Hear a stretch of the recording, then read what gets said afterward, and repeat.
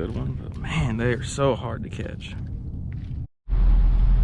Good morning, good morning. We are in the Whataburger line this morning.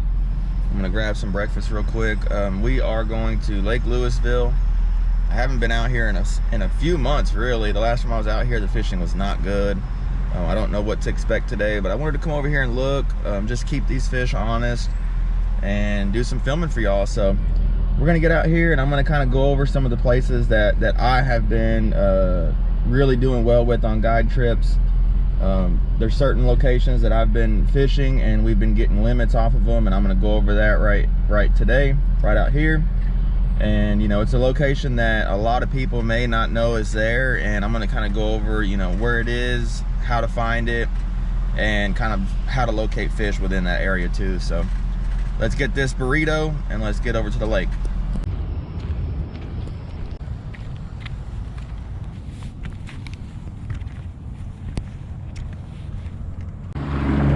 It's gonna be a hot one today, y'all. That's why I got up a little earlier. I usually don't get up super early like this, but it's gonna be 104, 105 today, and I don't plan on being out here super long. So let's get to the spot, start looking.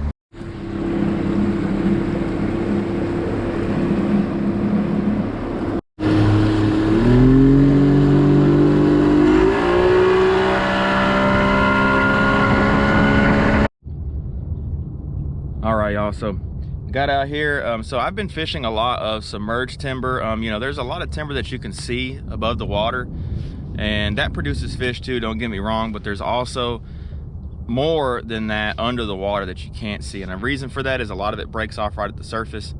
And so especially if you get the lake full pull or a little high, a lot of that stumps are underwater, and a lot of people drive right past them, don't even know they're there a lot of times. And so that's what I've been focusing on. The guide trips have been really going good. Limits have been common in a few hours, maybe 4 or 5 tops, and it's been really good. So let's get over here. Let's see. I have not looked at this probably in a year, and so we're gonna get over here and just see what we can find. So let's see. Let's go over my setup today real fast. The 10-foot diamond series by B&M. I've got 6-pound Mr. Crappie high vis mono on here, and I'm gonna use these little tiny jigs right here. I don't know how good y'all can see that, but just a really small jig, minnow profile. It's about 1.25 inches long, maybe 1.5 inches long with the jig head. And I'm trying to downsize to match those shad fry that are around. And so that's what we're gonna use. Let me get this rigged up and we'll get up here and see if we can find some fish on these trees under the water right here. All right, so I'm gonna get up here and look around real fast.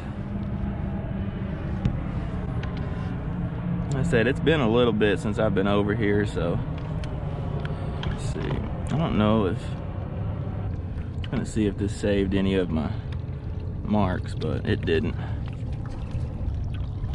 A lot of bait fish. Whew, it is toasty already.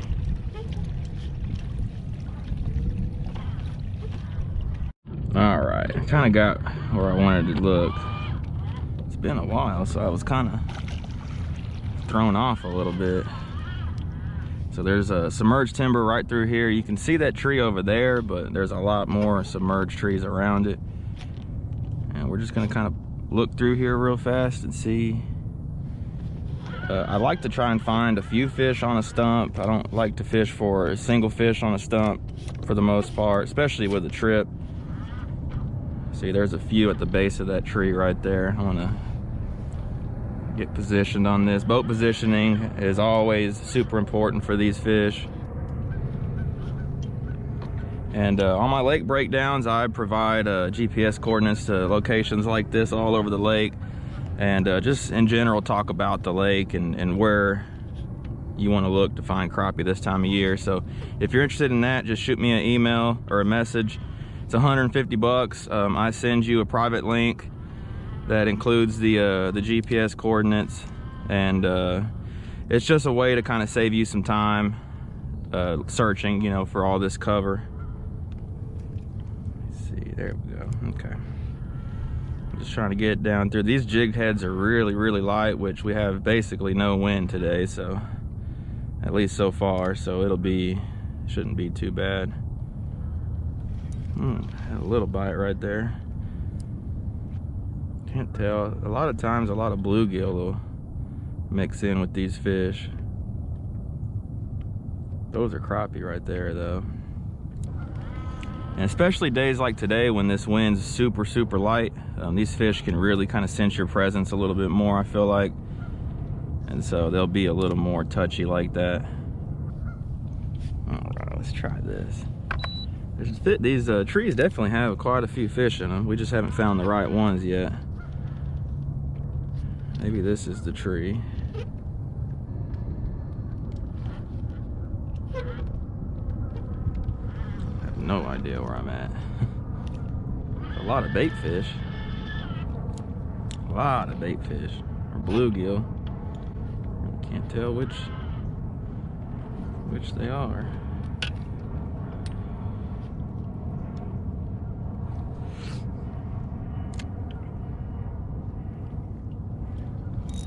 We're about to find out what they are.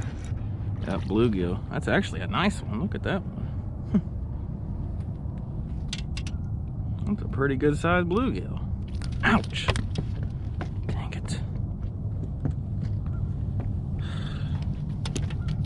There he goes.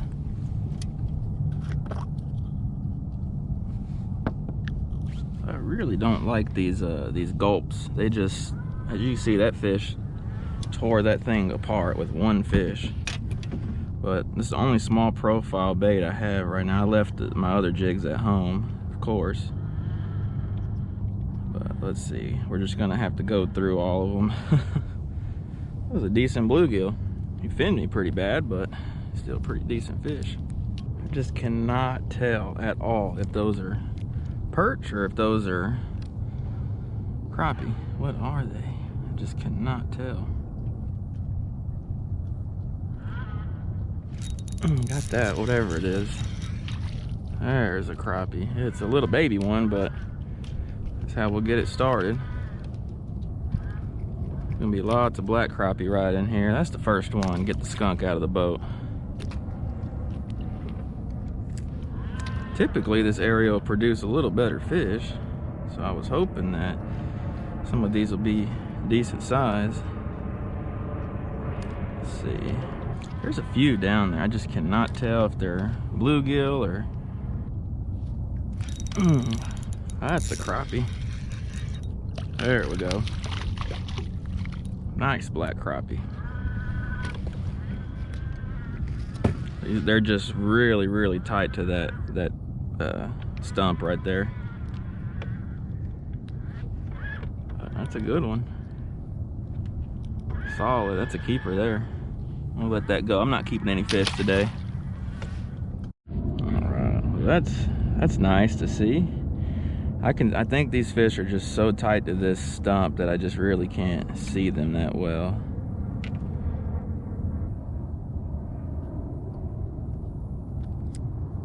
And it's definitely not just covered in crappie, but there's a few.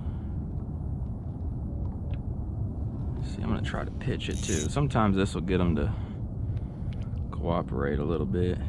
Angling like that. There's all kinds of fish on the bottom right here. I don't know what they are, but so I'm gonna kind of drag this down through the bottom right here as well. There's a lot of activity at the base of this stump right here. I was really delayed on that hook set. I couldn't tell if that was a bite or not. I don't know if anything's gonna bite on this either, but I'm just gonna fish it real fast. There's a little bit of chunk rock right through here, and every now and then you'll find some fish on it.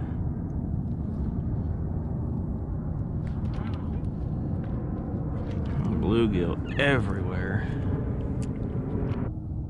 All right. Yeah, it's just bluegill all over everything. I'm gonna go ahead and keep looking through here.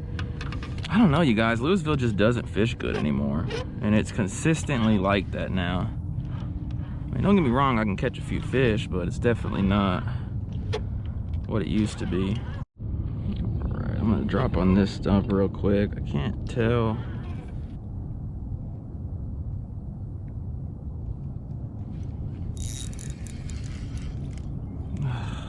Little What is this? A little white bass? Golly, that thing is really skinny. I think this right here is the problem with Lewisville. There's too many white bass and hybrids in it. Just my opinion. Because they get right where the crappie should be. There's no crappie there, really.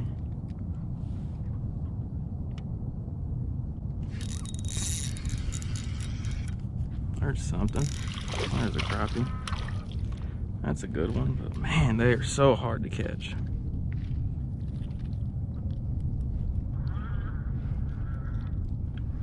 The two that I've caught, I mean, when they bite it, they bite it. But it's just not many. I didn't even see that one. I just kind of dropped it down there and hung on. Ooh. One bit it. They're at the base of this. They're kind of buried in there. I think what I'm gonna do is I'm gonna put another jig on here. These, like I said, I don't have the jigs that I really wanted to have. So we're gonna kind of have to make do on this. These right here are pretty old.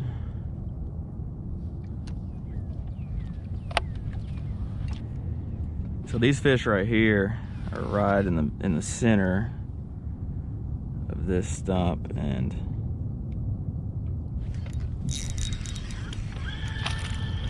largemouth.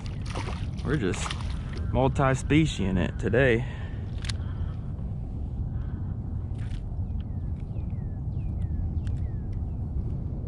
Largy, not what we're after.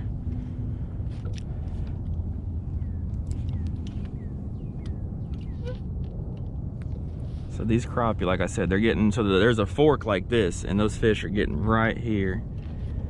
And they're not easy to see because they look like part of the stump. There's just swarms of bluegill down there. And these are actually little sandies. Dang it. Those are really small sandies. Look at that. That fish was born yesterday. Wow. That is really tough. That's one of my better areas right there, and I caught 3 crappie out of there, 2 keepers. Whew. I don't know what's going on with Lewisville the last few years, but man, it feels like it gets worse and worse every year. I'm gonna go look around some couple more areas just to see. I don't know. It's tough, but I think we can find a few more. So let's go look at some more submerged timber over here and see what's on it. Whew. All right, this tree right here is going to tell us everything we need to know about the crappie population on Lewisville. This tree right here is usually pretty good, and so if it's not, then that is not good. And there's a bunch of something in it.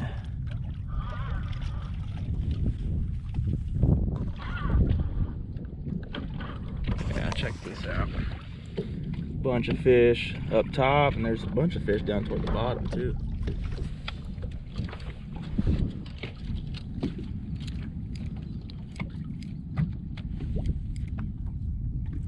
Now the question is, what are they and do they want to bite? All right, let's see.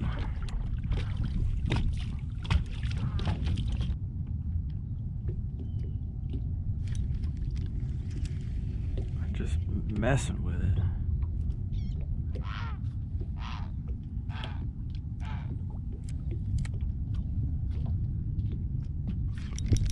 Got that, whatever it is. A little baby black crappie. Quick release.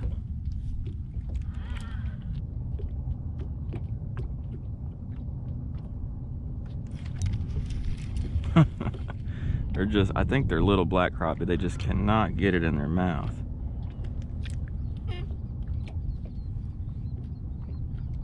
They're hitting it like a crappie, they're just not getting it.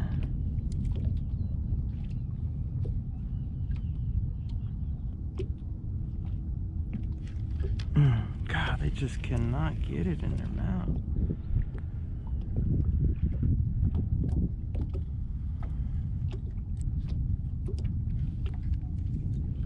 God, this is just crazy how bad it is.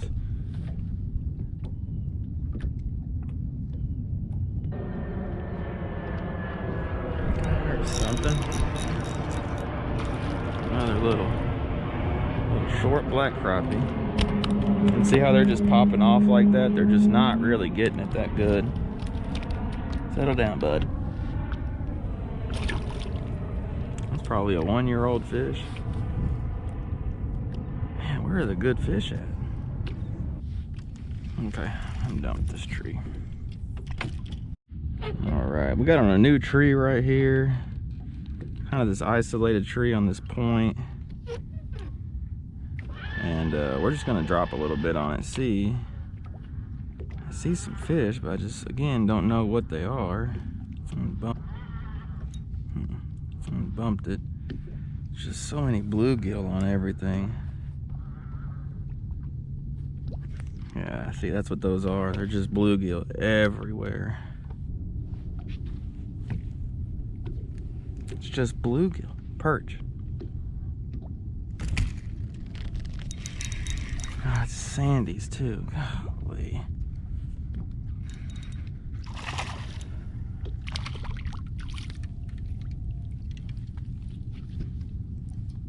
There's still lots of those in this lake. I don't know, it's just, ooh, it's brutal. Brutal. You find trees like this on other lakes, whew, be working with something, but Lewisville, it don't matter.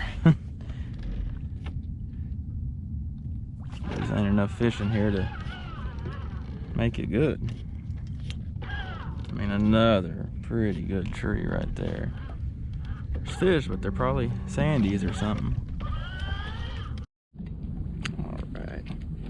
So y'all, I made a little loop around the lake checking some stuff that usually is pretty good this time of year, and just caught a few little ones. That was it. Drop it right over here, and it's a sandy. That right there is how I know this lake's not doing good with the crappie, because here more than anywhere, those sandies will get right where those crappie should be. And I don't know if they just run the crappie out or what, but it's very, very consistent. More here than any other lake. And so I went back over here just because over here at least I caught a couple of keepers, and I see more life over here, even though a lot of it's probably perch, but I just wasn't seeing anything over there. I caught a couple little ones, and that was it. I think there's just a lot of small crappie in here too for some reason. Yeah, that's a small crappie. You would think there'd be some good ones though. Yeah, see? Just little baby crappie. I'm just not understanding.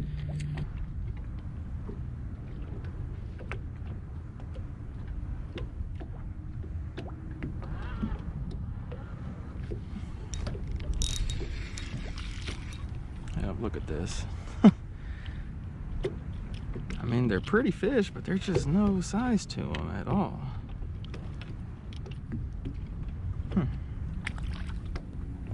That's so strange.